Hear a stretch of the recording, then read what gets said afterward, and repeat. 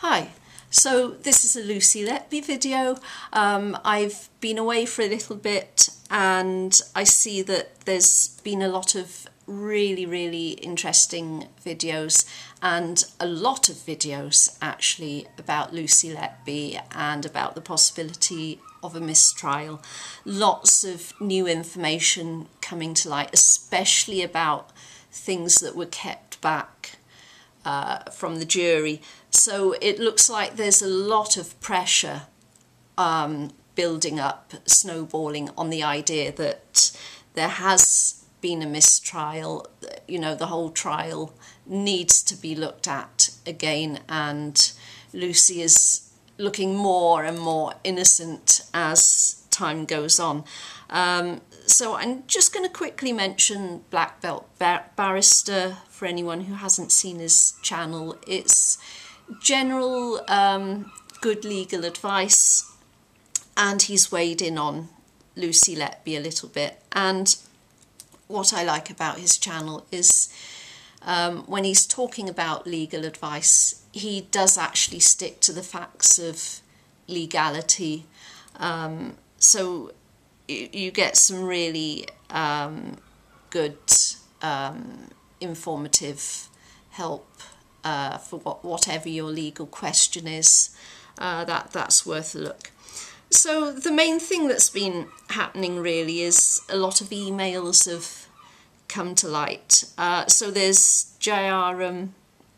This is going back a couple of months really. His email that Lucy Leby had actually called him over. Was it Baby K? This was the baby where he caught her doing absolutely nothing, which made her look guilty because she was doing absolutely nothing. But apparently she had called him over. That was in his email. But of course he's not going to remember that at trial, so if there's another trial, so it won't be perjury, of course, but you know, there we are. But there was also an interesting email that has come to light, and this was about JRM, or might have been just Brewery, but I think it was both of them.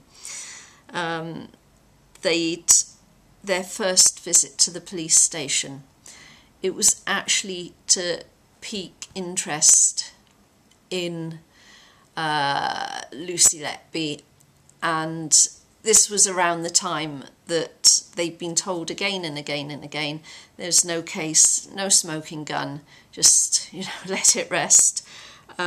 So the fact that they went there to pique interest, that shows intent, basically. Also, Aaron Powell's email about this Pseudomonas aeruginosa. Any biologists out there? I know Mark Mays was talking about this bug that was in the sewage and in the water systems at the Countess of Chester, and no one really picked up on it. I mean, it was known to be there. Now, I'm interested when this email was sent, and I'm wondering if it was around or just before maybe April of 2015. And I will come back to that actually. But first, I'm actually going to go on to Dewi Evans. So Chris from Lucy Leby Analysis has actually done a transcript of the Dewi Evans interview with Betty George on Radio Cymru. That's Welsh radio, on this was, I believe, in about November 2024, so it was quite a while ago, and it's really good. You should listen to the transcript. So that's Lucy Letby analysis, and there is a concerning part during the interview where he's talking about changing his mind. And yeah, we all know he changed his mind, and he changes his mind, and as long as you can claim that, you know, it was unintentional, because you are allowed to change your mind and, you know, maybe see things differently during the course of a trial. As long as you can, I think the bar for saying it's perjury is quite high. But I actually would like to hear the original interview, which obviously is in Welsh. And the reason is because even though the transcript is very, very good, sometimes when you hear something in the original language, you can hear the details and you can hear the intent of what was said. Now, you know, this is not to do with this being Welsh or a minority language or anything like that. I mean, you know, he could be giving the interview in Russian or Martian or, you know, French or whatever, or Klingon. I don't care. Don't care about that. I just want to hear the little details of that interview. And the reason for that is under the radar of a minority language, where the audience is going to be a bit smaller, there's a possibility he will feel safe enough to let things slip. One, because it tends to be a bit of a clique, so there's a kind of safety in that. And also, if no one else understands it, or only a few people understand it, you know, the people who matter, like Mark MacDonald, and, you know, a lot of the people on that side, they're not going to understand it, so they're going to miss this. And I think he does fly in plain sight, actually, because he knows that, you know, the trial is done. There is nothing anyone can do about it. And people sort of calling him names or saying he's committed perjury or whatever it is, it's too late. It's over and done. She's in prison, and that's it. But I would love to hear this interview. And yeah, I know, frustratingly for me, I'm abroad. I can no longer get live. No, I can get live radio, but I can't get podcasts. So anything that's been broadcast some time ago, or even yesterday, even 2 hours ago, I can't listen to it. They changed it over the summer. They changed how the World Service was run, and you can certainly get sounds and radio, but you can only get what is actually live, what is being broadcast at that time. So I would love to hear this interview, because I'd love to hear the details. Anyway, to get back to, when did Aaron Powell send this email? I'm sure someone knows, because this has been brought up in a few videos now. But I've hunted around, I can't find the exact date of sending. So was it around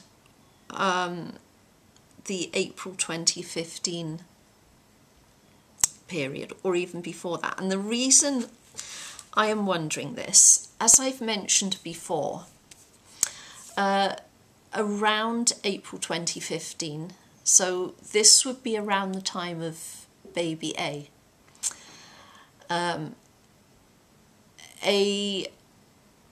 the infamous paper, Dr. Shuli's paper on air embolism, was spotted on Dr. Jairam's desk. Okay. Now I've spoken about this in other videos. Now Carl has actually talked a bit more about the background to what was going on before baby A. There was a baby who very sadly died.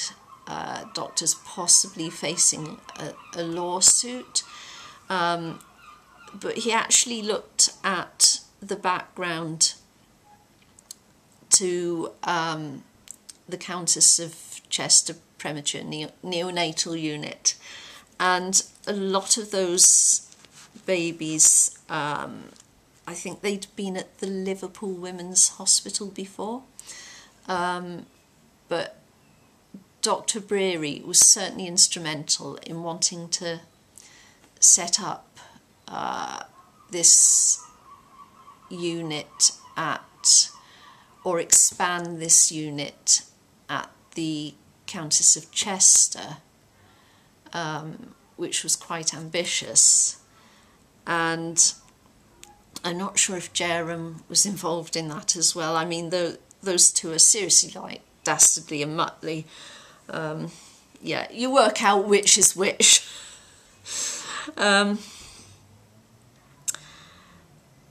So, and I think it was the Liverpool Women's Hospital. So instead of going to the Liverpool Women's Hospital, these very premature babies would come to the Countess of Chester. And obviously in any hospital treatment, you know, there's funding considerations, so there is money involved. Okay, so it was a bit of an ambitious plan, maybe, and it seems that with all these things that were going wrong, that maybe this premature, or this level of premature treatment, because it was something like a level 3, wasn't it? You know, it wasn't working out. It was top heavy. Now, if they downgraded the unit, then I think funding would have been lost. So, I mean, there is talk about Lucy Leby being a scapegoat, but I seriously wonder if Lucy Leby, or the idea of, you know, suddenly air embolisms happening when they shouldn't have been, was actually, you know, could this have been, could there perhaps have been a plan B? Okay. So, you know, was there a plan B keep the unit open, to keep taking in the funding. And of course, this is just me, you know, wondering, asking questions, you know. So, you know, was there perhaps a plan B? Keep the unit open, keep funding coming in, you know, keep the level and the status of the care band provided, and you know, was Lucy Leby just very, very convenient? I mean, it, you know, it could have been Betty Smith, or was Lucy Leby, you know, just someone who happened to be really convenient. And Carla's touched on this as well. So yeah, that is my thought for the day. Okay, so yeah, as I say, it's great to see so much material now coming out about this. So yeah, please like, subscribe, and hope to see you in the next video.